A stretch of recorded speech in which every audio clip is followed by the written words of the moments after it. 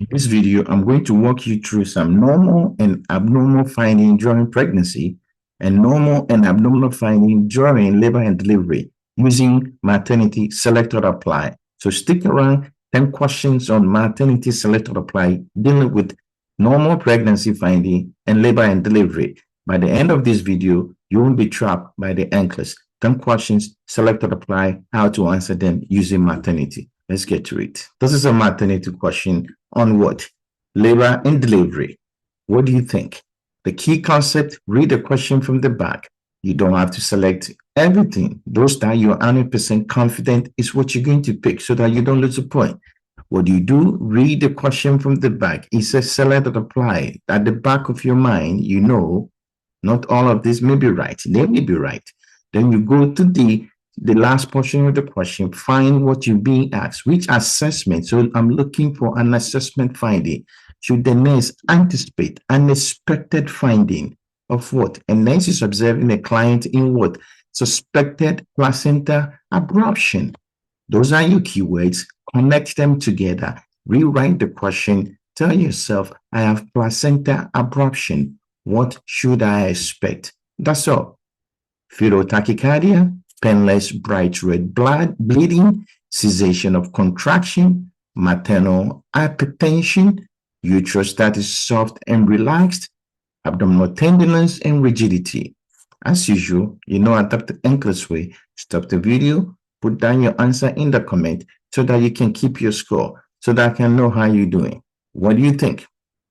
Go for the concept, placenta abruption. If this is the uterus, the placenta tearing away, what should you expect?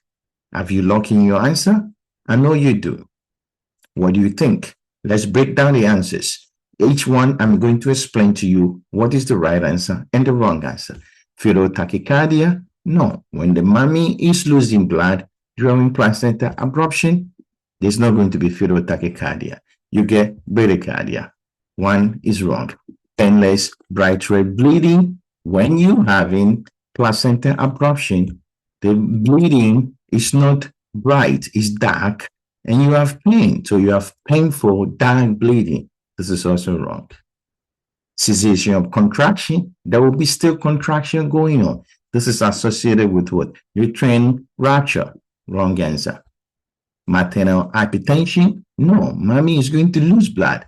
So she's going to have what? Hypotension, not hypertension.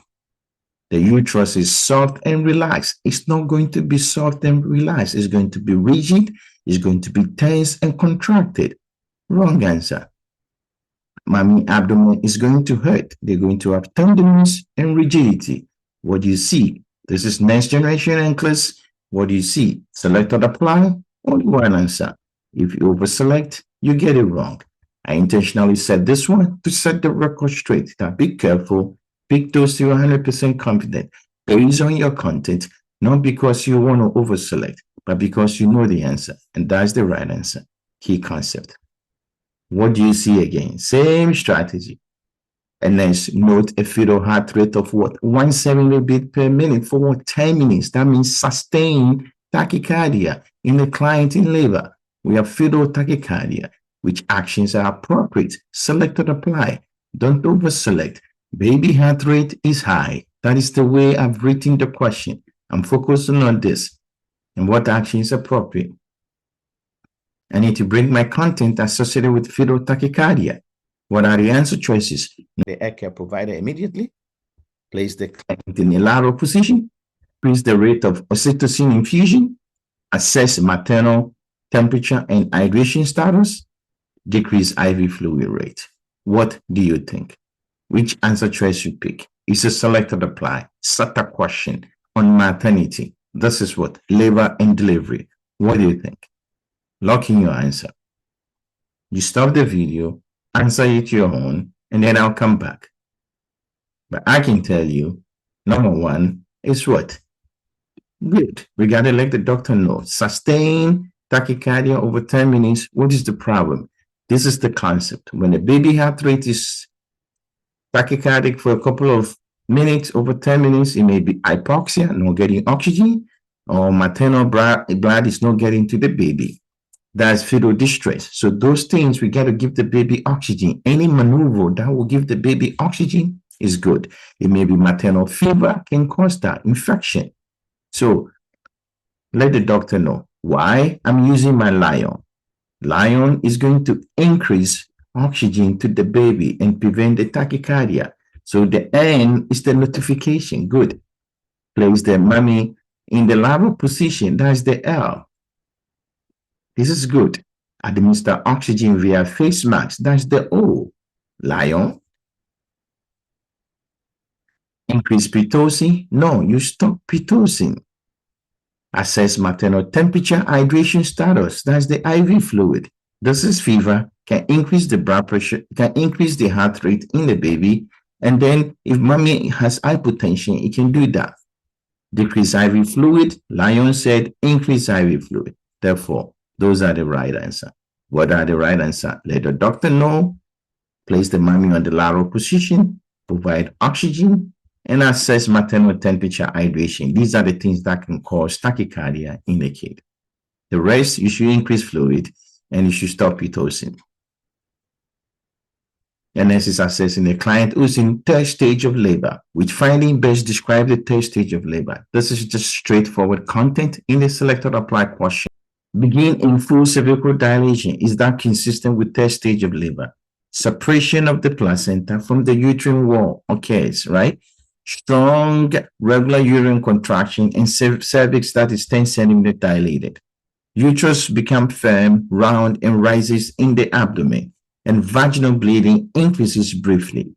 What do you think? What are the signs of what? Third stage of labor. That's what the question is asking you. What do you think? You pick an answer. Let me give you the content. You stop the video, then you play it before I give you the answer so that you can recall what you know. But what are the things you need to do to answer the question? Divide the stages of the labor into 3. The first stage is the beginning to what? Full cervical dilation, 10 centimeters. After that, 10 centimeters to the delivery of the baby is the second stage. After delivery of the baby to the delivery of the placenta is the third stage. So third stage has nothing to do with contraction. So begin with full cervical dilation. I don't need the cervix to be dilated because the baby is already delivered. Wrong answer. Is a trap, NCLEX trap. Separation of the is a trap, NCLEX trap. Separation of the placenta from the uterine wall occurs. Yes, I'm delivering the placenta. Strong regular contraction and cervix 10 centimeters. This is the stage 2. I don't need you. Uterus become firm, round, and rises in the abdomen. When the placenta separates from the uterus basically rises up in the abdomen to give you indication that you have separation of the placenta. So this is it. After this placenta separate and the uterus rises, there will be bleeding. This is it. So those are the key. B, D, E are the key signs of what? Third stage of labor, because we are delivering what? Placenta. Pay attention to this. Stop the video. This is high yield. NCLEX will ask you, I want you to know the difference between this and what you need to do. Next question. A nurse is caring for a client in active labor attempting a vaginal birth after C-section, VBAC. Which assessment finding require immediate notification of the air care provider? Selected apply. 1. Painful contraction every 2 minutes, fetal heart rate of 160 beats per minute for 2 minutes, loss of fetal station after 2 minutes, maternal tachycardia, and constant abdominal pain. What do you think? Go for the bars rate. Put it together. Now bring your content. Figure out what the question is asking you and select those that you are 100% confident. That's the adapt NCLEX strategy. Answering selected apply. SATA question. There's no magic to it. It's based on your content. You pick an answer. Let's break down the question. And this is the way I approach it if I'm taking it. I'll rewrite the question first. I say selected apply. I'm not picking everyone. The question is asking prioritization. Immediate. That's the key. And then what is the problem? Patient had what? C-section before and now delivering vaginal. What do you think? Rupture, uterine rupture. That's your problem. Every time you see VBAC, vaginal birth after C-section, worry about uterus rupture. That's the key. So which of this, I can change the whole question and say this is a uterine rupture. Which of this increase indicates uterine rupture? Painful contraction every 2 minutes. That's what you do when you're in labor. It does not mean there's rupture of the uterus. Fetal heart rate 160 beat per minute for 2 minutes. That's fetal heart rate is even normal. So it's not a problem. That's not a problem. You should expect fetal bradycardia when there's a rupture. Loss of fetal station. Yes, baby station will be lost. It will go into the abdomen. That's a problem. Maternal tachycardia. What do you think? Think about that one. Let me know what you think about that. Mommy is losing blood. What do you think? His heart rate goes up. There's going to be constant abdominal pain. That's an expected finding due to what? Loss of fetal station and loss of cause of uterine rupture. These are the signs of uterine rupture. There are other signs you have to pay attention to, but these are the ones I give you. Loss of fetal station, there's going to be cessation of contraction, there's maternal tachycardia, maternal hypotension, fetal bradycardia, and constant abdominal pain. These are the things you should expect, and that's the explanation adapted NCLEX way. This is a uterine rupture. You should expect cessation of contraction, loss of fetal station, constant and severe abdominal pain, fetal bradycardia, tachycardia. Pain with contraction is an expected finding. We are dealing with labor and delivery using select or apply, maternity, NCLEX practice question, NCLEX review question, NCLEX questions and answers. And this is caring for what G1, P2. Now we're dealing with second stage of labor. I've told you what is involved in second stage of labor, which assessment finding require immediate notification to the healthcare provider. I'm just giving you concept using select or apply so that you can see how they can create questions that you already know based on your concept and put it like that and scare you. No, you got it. This is second stage of labor. What should I expect? Second stage, cervical dilation to the delivery of the baby. What do you expect? Gradual fetal heart rate drop. That mirrors contraction. What is that? This is a hard one. If you get it wrong, it's okay. I want you to spend time on question 5. Write everything that I'm going to talk about because it's key. Ferguson reflex. What do you think it is? Crowning with strong contraction. Is that okay? Abrupt fetal heart rate drop with the contraction and returns quickly. What do you think? Gradual fetal heart rate decrease after contraction. I put this thing there so that I won't give you an answer choice that you can just pick. The NCLEX will do that to you. This is classic NCLEX question. Pay attention to the keywords. You know the answers. I've just changed it. I put certain things there that may distract you. Figure out what they are. You pick an answer? I know you pick it. What is the way to approach this question? I already give you a way. Immediately, second stage, we what? 10 centimeters dilated to the delivery of the baby. During this stage, what is going to happen? You're going to have strong edge to push. That's Ferguson reflex, expected. Now you have gradual fetal heart rate drop. That mirrors contraction. Mommy is contracting and fetal heart rate is dropping. That mirrors contraction. What do you think? This is early deceleration. You don't need to do anything. Crying with what? A strong contraction. What is the expected finding? This is what we need to do, right? This is what we need to do when we're contracting. The baby will crown. Expected finding. No need to do it. Ferguson. No need to call. Abrupt fetal heart rate drop with contraction and return quickly. When the fetal heart rate drop like that and come back like that, the V shape is what? Variable deceleration. When you hear the word abrupt, think about variable. I did not say in mirror, this mirror. So this is variable deceleration. Back problem. We got to report. Gradual fetal heart rate decrease after contraction. So mommy contract, baby heart rate decreases after. This is what? Late deceleration. It's not, it does not mirror that. So we have variable deceleration and late deceleration. These are hard problems. This question is hard. If you have a problem with it, look at it again, watch it again, pay attention the way I approach it, and look at the words in the answer choice and try if you can figure out. These are the answers I put over there. Hopefully you got it. And this is caring for G2P0 client who is what? 36 weeks gestation, which assessment finding required the nurse to notify the provider immediately. Now we on what? Pregnancy, some of the anticipatory guidelines and things you should expect. Things they can track you. Physiological changes. This is what it is, right? Pregnancy.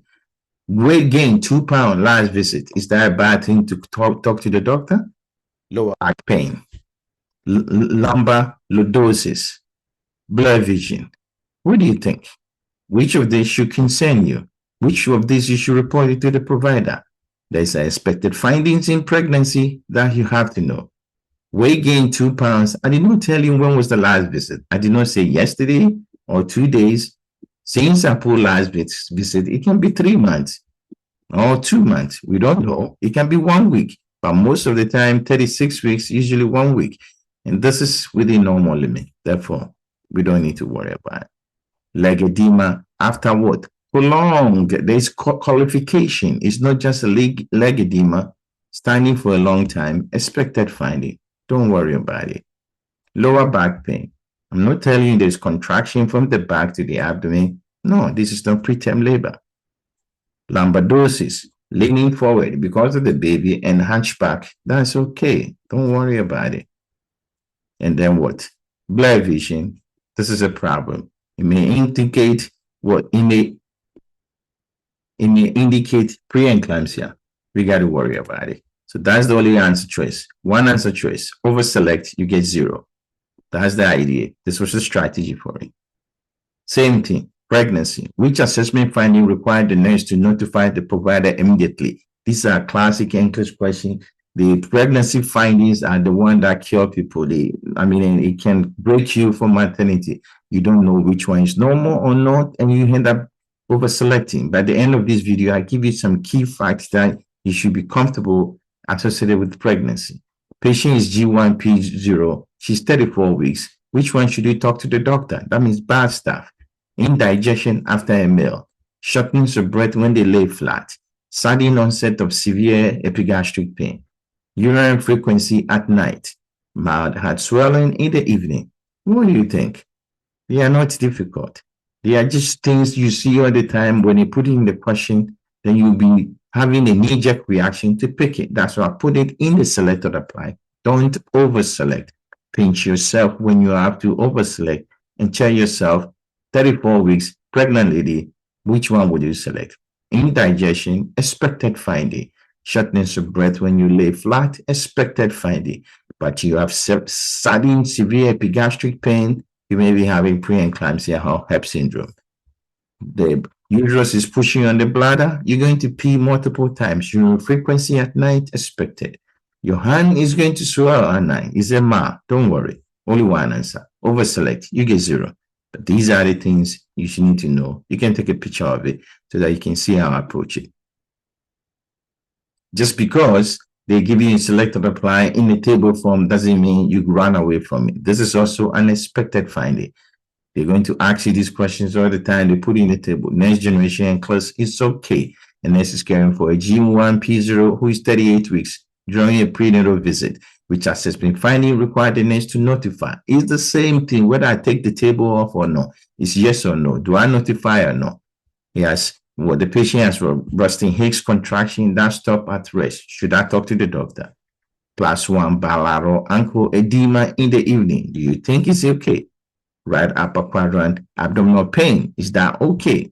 Increased vaginal discharge without order. What do you think? Fatigue at the end of the day. Don't worry. When they give you a table, these are also selected apply in the different form, right? In the matrix form. Fatigue at the end of the day, you don't need to talk to the doctor. Vaginal discharge, expected finding, you don't need to. Right upper quadrant pain, this is like the HELLP syndrome. Edema, bilaterally even, you don't need to talk to anybody. Braxton Hicks, abnormal contraction. They are nothing to worry about. So these are things, when you see it, you don't say, oh, it's a table form. I got to get it wrong. I just put them in next generation selected apply type of questions so that you can know what you should expect. Same thing, and this is providing guidelines to what? A pregnant client. A nurse is providing guidance to what a pregnant client, which statement by the client indicate a need for further teaching. Same thing, select or apply. You're teaching them, they need, and they're repeating the information to you. So which one require further teaching? I will notify my provider if my gum bleeds. I will stop drinking fluid before going to bed. I will lay on my side if I feel dizzy. I will keep my legs elevated when sitting.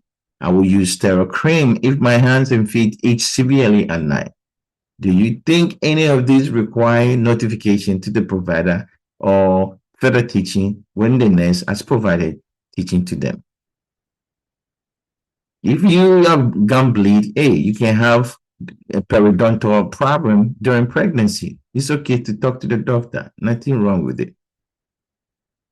I will stop drinking fluid before going to bed because you're going to wake up multiple times. Nothing to worry about. Good teaching.